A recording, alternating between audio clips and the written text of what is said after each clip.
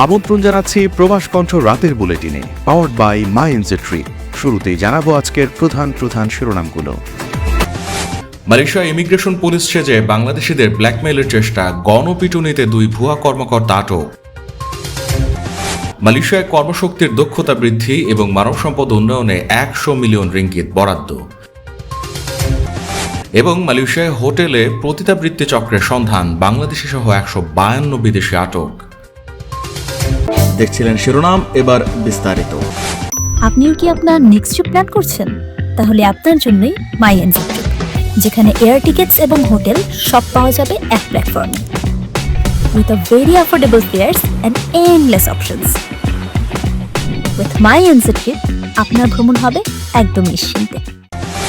মালয়েশিয়ার মারাং অঞ্চলের কাম্পং সুরাও হাজি ইয়াকুব এলাকায় ইমিগ্রেশন কর্মকর্তা সেজে একদল বাংলাদেশি নির্মাণ শ্রমিকের কাছ থেকে চাঁদাবাজি ও ব্ল্যাকমেইলের চেষ্টা করার সময় 2 সহোদর ভাইকে আটক করেছে পুলিশ। ভুয়া পরিচয় দেওয়া ওই চক্রটির সাথে শ্রমিকদের সংঘর্ষে 2 সন্দেহভাজন এবং কয়েকজন বাংলাদেশি শ্রমিক আহত হয়েছেন। মারাং জেলা পুলিশ প্রধান সুপারিনটেন্ডেন্ট মোহাম্মদ সুফিয়ান রেজওয়ান জানান, গত রাত 11:30টার দিকে এই ঘটনা ঘটে। ঘটনার সাথে জড়িত 2 ভাইকে গ্রেপ্তার করেছে পুলিশ। তবে 38 বছর বয়সে তাদের অপর এক সহযোগী ঘটনাস্থল থেকে পালিয়ে যাওয়ায় তাকে গ্রেপ্তার অভিযান চালাচ্ছে পুলিশ। পুলিশ জানায়, ঘটনার সময় সন্দেহভাজন ব্যক্তিরা ওই এলাকার একটি নির্মাণাধীন ভবনে গিয়ে নিজেদের মালয়েশিয়ান ইমিগ্রেশন বিভাগের কর্মকর্তা হিসেবে পরিচয় দেয়। এরপর তারা সেখানে কর্মরত বাংলাদেশি নির্মাণ শ্রমিকদের পাসপোর্ট পরীক্ষার কথা বলে তা হস্তান্তরের নির্দেশ দেয়। এক পর্যায়ে তারা শ্রমিকদের মোবাইল ফোনও কেড়ে নেওয়ার চেষ্টা করে। অভিযুক্তদের আচরণে সন্দেহ হলে এক বাংলাদেশি শ্রমিক তাদের নির্দেশ মানতে অস্বীকৃতি জানান এবং ভুয়া কর্মকর্তাদের প্রতিরোধ করতে অন্যান্য সহকর্মীদের ডাক দেন। এ সময় দুপক্ষের মধ্যে ধারালো পারাং নিয়ে তুমুল সংঘর্ষ, ধস্তাধস্তি হয়। এতে 2 সন্দেহভাজন ভুয়া কর্মকর্তা সহ কয়েকজন বিদেশি শ্রমিক আহত হন। পুলিশ জানিয়েছে, আটকদের বিরুদ্ধে পরবর্তী আইনি পদক্ষেপ নেওয়া হচ্ছে এবং পলাতক আসামিকে খুঁজে বের করতে তদন্ত চালু রয়েছে। মালয়েশিয়ায় থাকেন, আন্তর্জাতিক কর্মপরিবেশে স্মার্ট ও সফল ক্যারিয়ার করতে প্রস্তুত? তবে আপনাকে খুঁজছে প্রাণ মালয়েশিয়া। সমগ্র মালয়েশিয়া জুড়ে বিভিন্ন পদে আপনি হতে পারেন আমাদের পরবর্তী টিম মেম্বার। আপডেটেড সিভি সহ হোয়াটসঅ্যাপ করুন এই নম্বরে। মালয়েশিয়ার মানব সম্পদ মন্ত্রণালয় দেশের কর্মশক্তির দক্ষতা বৃদ্ধি এবং মানব সম্পদ উন্নয়নে 100 মিলিয়ন রিঙ্গিত বরাদ্দের নতুন জাতীয় উদ্যোগ progressive acceleration for capability and employability pace চালু করতে যাচ্ছে।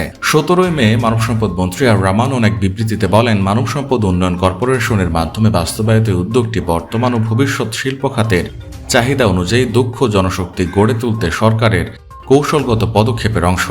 একই সঙ্গে এটি বৈশ্বিক পর্যায়ে মালয়েশিয়ার প্রতিযোগিতা সক্ষমতা আরও শক্তিশালী করবে। তিনি জানান, প্রতিভা বিকাশ, দক্ষতা প্রশিক্ষণ, কর্মশক্তির রূপান্তর এবং সমাজের বিভিন্ন শ্রেণীর মানুষের জন্য আরও অন্তর্ভুক্তিমূলক অর্থনৈতিক সুযোগ তৈরির লক্ষ্যে পেইস কর্মসূচি ব্যাপকভাবে পরিকল্পনা করা হয়েছে।